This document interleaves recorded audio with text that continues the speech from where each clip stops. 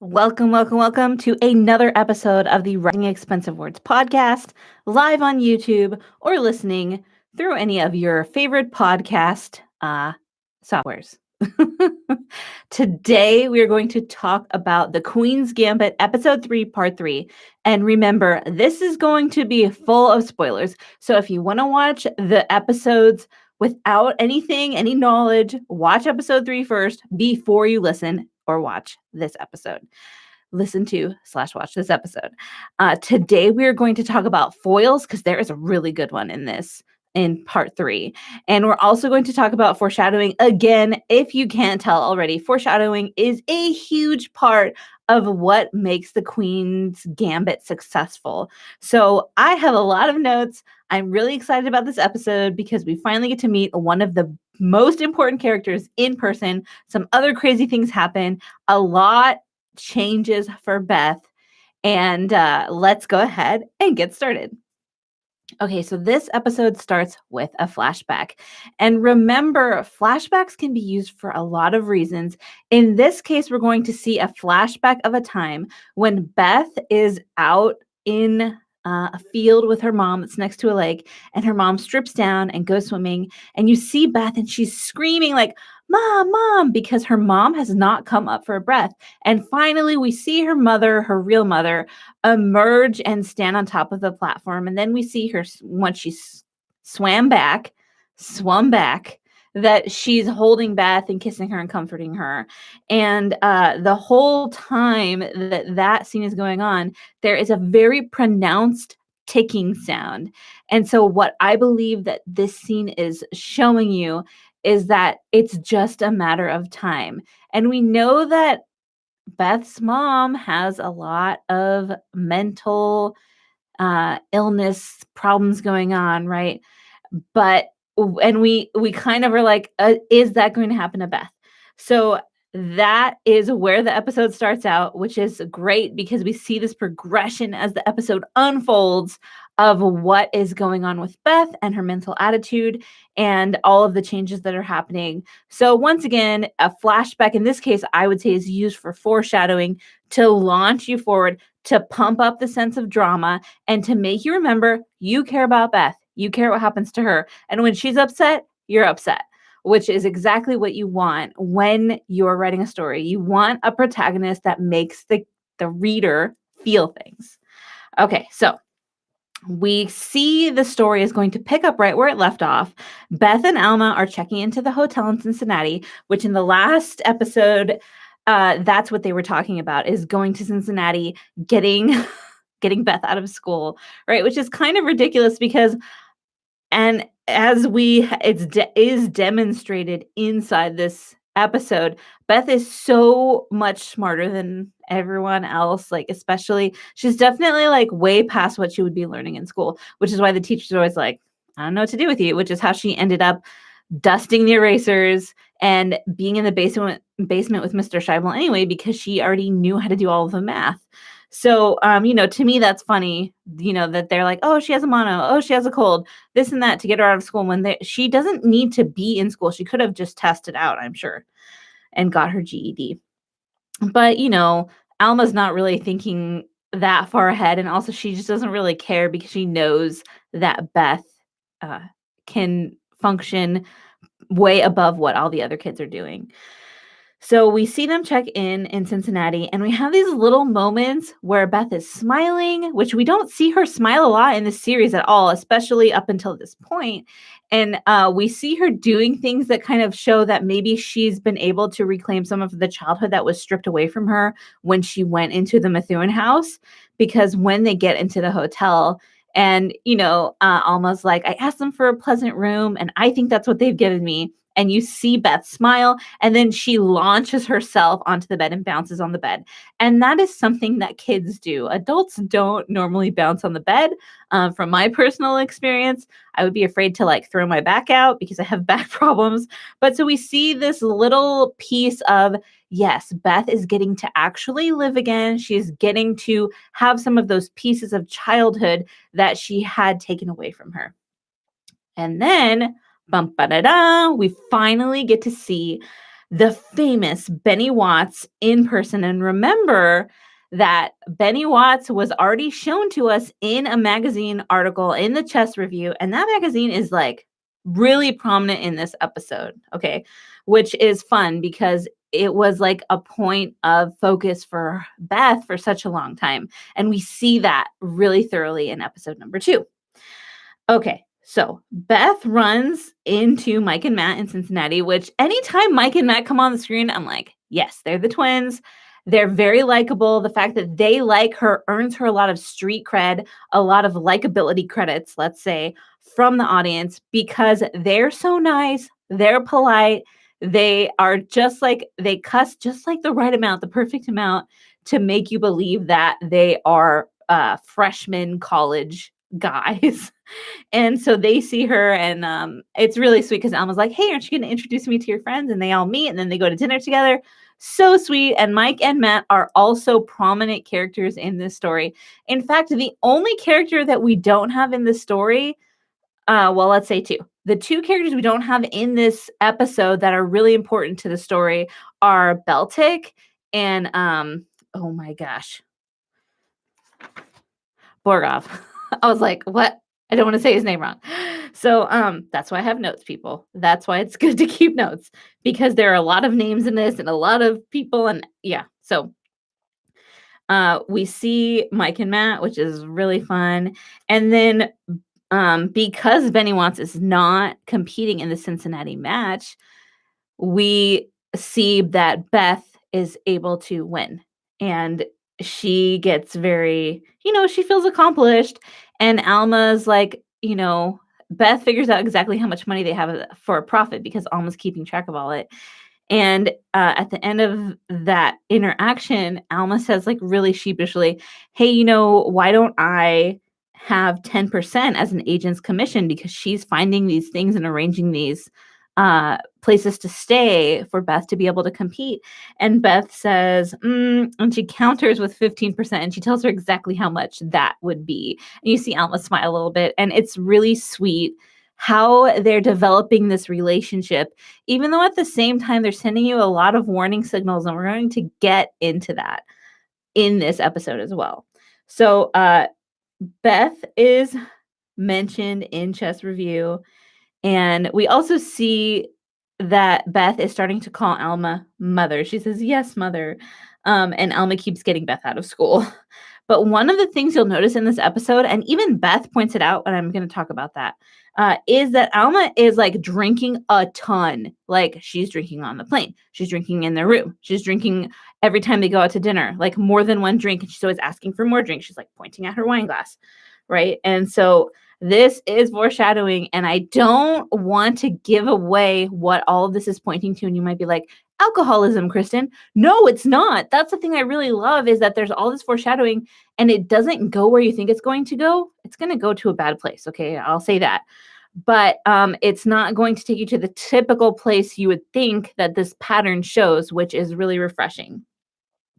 Okay, so while Beth is looking at it, the Chess Review, or maybe Alma's looking at it. One of them's looking at it, and you see that there's an article about Vasily Borgov, and Beth says that she needs to learn Russian. And you can see Alma's kind of apprehensive. She's being a mother, right? She's taken on that mothering role where she's like, well, aren't there going to be like older people in that class? And especially older boys. I think Alma's catching on to the fact that Beth is starting to have this sexual curiosity and attraction, which we saw in the second episode where she's staring at the bully making out with this guy in the stacks. Oh, no. I mean, high schools don't have stacks in the library, but in the library. So we see that. And, it's also foreshadowing something that's going to happen in this episode. Like I said, Queen's Gambit has like the most amount of jam-packed foreshadowing, but the moments are meaningful. So it's not like you're like, stop foreshadowing. You're like, oh my gosh, what is going to happen? I think I have an idea, but I can't wait to find out, which is exactly the kind of tension you want to carry your reader through your story. Okay, so we see that Beth gets interviewed for Time magazine And this interaction is one of the most important interactions in the whole series. I couldn't wait to write about it because, and I said we are going to talk about this, the reporter for the Times is a foil for Beth in that she's all the things that Beth isn't.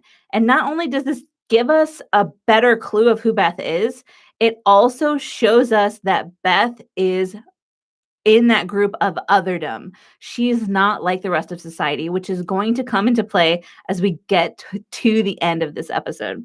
So when the woman, the reporter, let's just call her the reporter, is asking Beth about chess, at some point Beth is just like, because she's like, oh, it's so competitive and there's boys, etc. And Beth is like, well, chess is beautiful. And you can see that she has a different relationship with the game than a lot of other people do. And especially this reporter who's just like, wah. Right. But so we see that the Times reporter is projecting a lot of her own feelings and assumptions onto Beth, and Beth resists that. And so this is the way that the writers are going to show us that Beth is different without telling us that she's different, which is so clever. And oh man, they just do it in such a great way. And this is, that I wrote down a quote because I couldn't.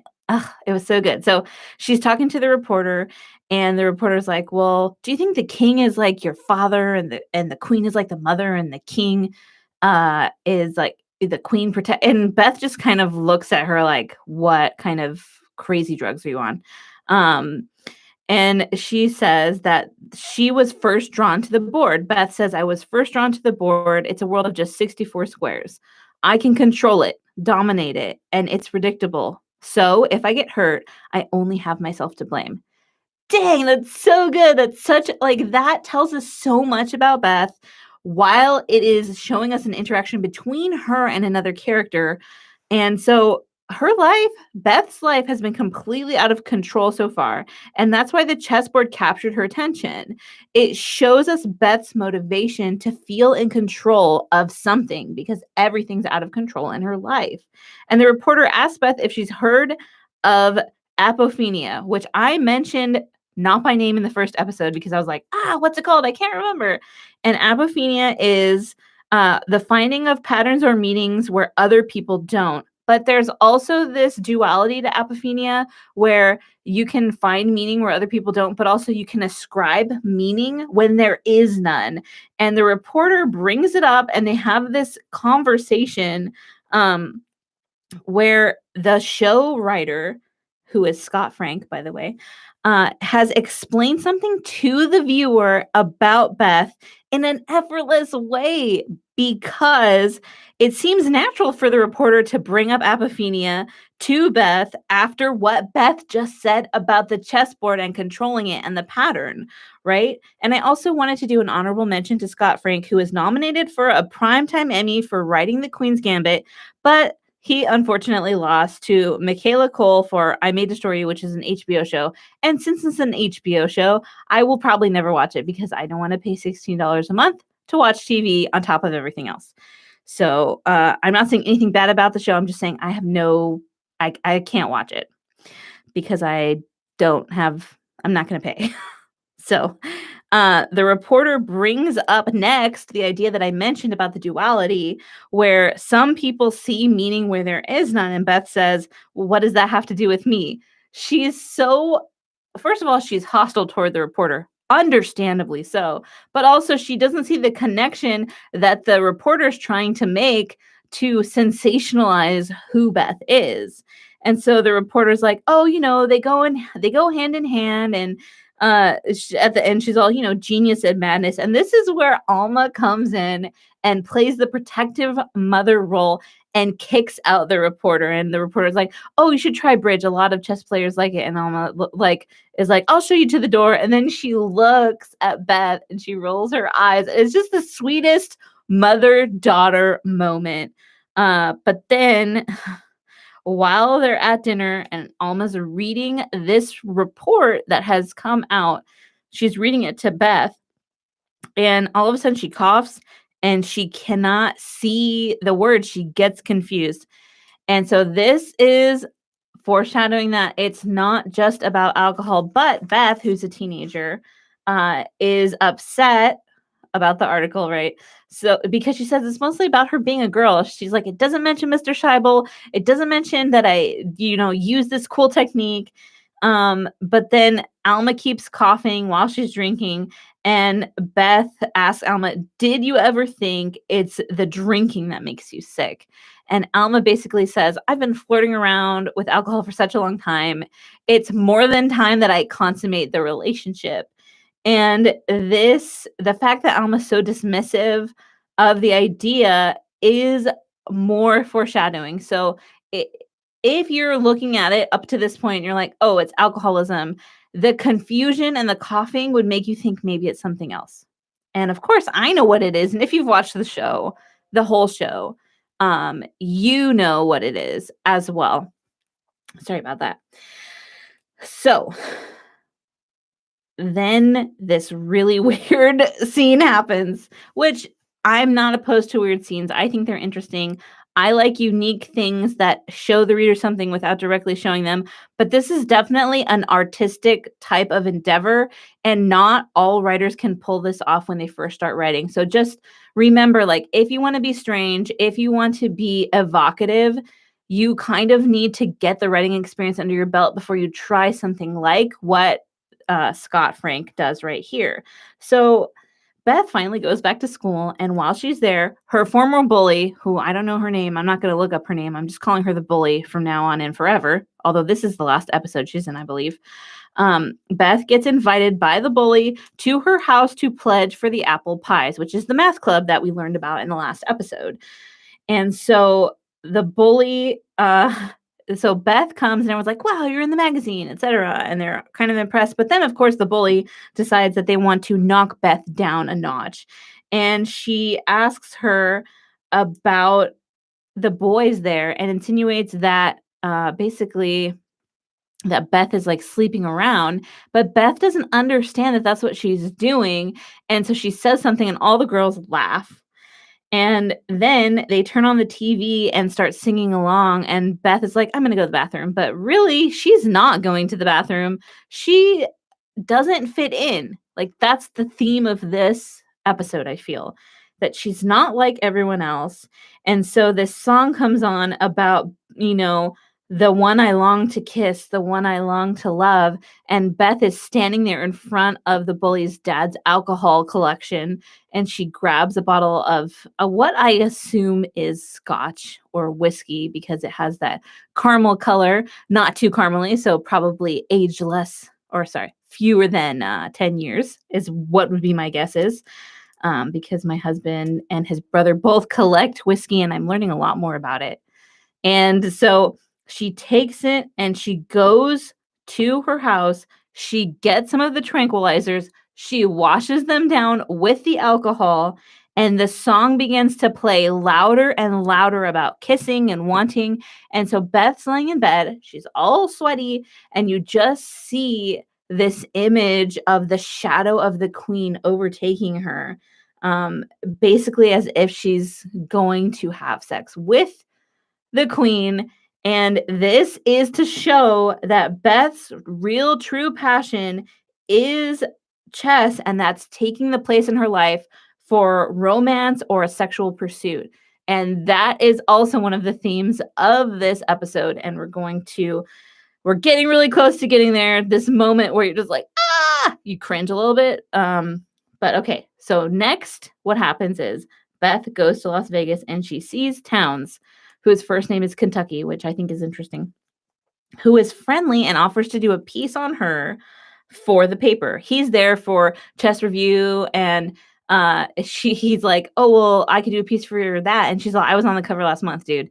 And so he's like, "Oh yeah, okay." He's like, "Well, I could do a half page on you for our local paper. It's not as fancy, but." And she's like, "Oh yeah." And she's really eager because he says, "I have a camera up in my room. I have chessboards up in my room." And you can tell she's thinking, I am about to get deflowered for just because I want to use that term. All right. So she's like consciously going up with him into his hotel room. And when she gets up there, he starts taking pictures of her, and she's on the floor near the bed where the chess set is. After being at the window, like he's like moved towards that, and he's like getting more and more interested. You could see like he's studying her through the lens, and he says to her, "You've grown up, Harmon. You've even gotten good looking." And they flirt about their names, like they're full on flirting. And then he moves closer for a close up with the camera, and he's starting to breathe heavily. You can hear it. And he touches her hair. And just then, Roger comes in, and everyone's like, "Dude, who's Roger?" And we don't know. We haven't met Roger, but here's the insinuation, right? Roger comes in, he changes. Towns is obviously sharing a room with him, and there's one bed. And when we go to the next shot where we see Beth and Alma, they're in a room with two beds. So there's a reason that Towns and Roger only have one bed in their room. And obviously, that is something that Beth is thinking about. So Roger comes in, and one bed with Roger equals a sad Beth. So you can see she's like, okay, obviously this is not happening, and they play chess.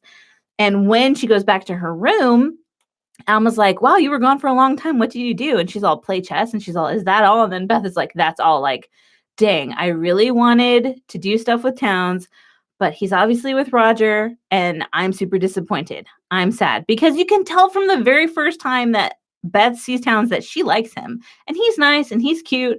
And, he's like a chess expert. He's all the things that she would like, right? But so he's with someone else. So that sucks for her. And Alma's like, "Can you get me a beer?" And then she pours some. This is once again more drinking.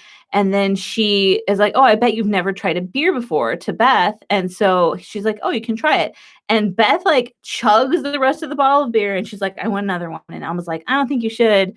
And she's all, "But I want one." And she's like, "Okay, well, if you're getting one, get me another one." Like, yes. So this is, I mean, Alma is definitely consummating her relationship with alcohol at this point, which is important because of something that's going to happen later. So Beth finally admits to Alma that Borgoff is the one that scares her. She's not scared of Benny. But then they run into each other. Benny and Beth run into each other. And Benny basically has forgotten that he ever met Beth. He doesn't remember meeting her in Cincinnati. She brings it up, and he's like, "I'll take your word for it." And then he says, "Oh, you shouldn't have done this when you played Beltic." And she's all, "What? I don't care." And he's like, "Just, figure it out." She's all, "Show me." He's all, "I don't have time. I have to go." And he's like, "Just, do it, figure it out." And she's all, "I don't want to figure it out." But then she goes. And of course she does set up the board and looks at what he says. And she realizes that he was right. And she's so demoralized. She's like, "Oh my gosh, I can't believe this." So she's just like, he's in her head, right? And like she doesn't realize that's what he's doing, but that is what he's doing. And there's a nice little throwback here in this scene where she tips over her toothbrush cup and gets some tranquilizers out, and takes them. And that's exactly what she did in the Methuen home, is she used to hide her pills in her toothbrush cup. That's a little nod. We would call that a throwback. And people who are paying attention when they're reading your story really love that kind of thing if you don't do it too often. So it's just like a little snack of remembrance that makes the reader happy. Okay, so Beth and Benny are going to play each other, right? They're playing. And instead of showing them playing, Beth is recounting it to Alma. I mean, they show them for like a second, but then you don't know what's going to happen. And you see that she's describing it to Alma. And Benny basically forced an exchange of queens, which caused Beth's strategy to backfire. I'm not a chess person, you guys. I admitted that in the first episode, but that's what happened. You probably understand better than I do. But then you see this shot of Mr. Scheibel saying, "You resign now," which is from the first episode. And Beth resigns. And Benny says, "Tough game." And so we find out that, Benny had already had 2 draws, so they're gonna share the championship. They're gonna share the money. They're gonna be co-champions, which Alma says is pretty common because she's inquired about it. That's what kind of person she is. She always wants to know what's going on, which I think is something that's very likable about her. But so when Alma is talking to Beth about all this, she's like, I know she's yeah, Beth like completely acts out, which is great because this is what a mother-daughter pair would do.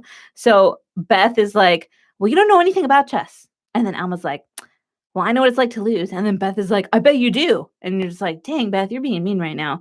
But then Alma says, and now so do you. And you can see there's that teachable moment, right? Where she's like, Alma knows that this is making Beth uncomfortable, but it's something that she needs to know. It's part of life. And we see that as the two are leaving, Towns comes out and he like wants to talk to Beth. And all she says to him is, give my best to Roger. And he's all, Beth. And then she gets in the car. And we see as she's leaving with Alma that in the car, they're holding hands, which is a sweet moment. Okay. But we also see that Beth in her mind has lost two things. She's lost Towns to Roger, which she didn't know about Roger, obviously. And she also lost the championship to Benny because in her mind, sharing doesn't count as winning. So we end with a sad song and Beth and Alma holding hands in the car as they drive away. And the emphasis and the theme of this episode with the sexuality and the otherness and all of that stuff is that Beth feels alone in the world. She feels alone when she's in the room full of people, girls who are her peers from the Apple Pie Club. And she feels alone because she thinks that Towns will understand her, but obviously he's chosen someone else. Woo! That was some fast talking. I hope you can see that this story is complicated in the best way and they simplify where they can. But there are a lot of tips and tricks you can use in your writing. Surround your main character with likable people. Show moments of learning for the reader without telling them, but showing them through things that feel natural, like Beth's conversation with the reporter, who I said is the foil because she shows us opposite of what Beth is, right? Because she's projecting all of her own stuff onto Beth, and Beth's like, no, lady, that's not the case. So this episode is really good. And in the next part number 4, we're going to get into the heart of the story, the middle of the story. This is where the, plot point number 2 is going to happen. And we're going to talk about that. And I'm going to break down everything for you. But I hope you understand why this show was nominated for so many Emmy Awards, why so many 62 million viewers are obsessed with it and watched the whole thing and interacted with it, right? I mean, I don't know if they watched the whole thing because Netflix won't share if that's how they gather their metrics. But, for 62 million people to watch any part of your thing, you have to be pretty pumped. And it has to be really good. So next time you're thinking about your character, think about all these tools: flashbacks, foreshadowing, foils, likability, relatability, right? Because a lot of us feel alone in whatever we're experiencing. And that's something that's relatable that people will like reach out and cling on to Beth because she can understand how they feel. That's what you're looking for. That is what is going to take your story to the next level. And as always, thank you for listening/watching. I am so excited to be going through this real story breakdown with you for the Queen's Gambit, and I will talk to you next week. Happy writing.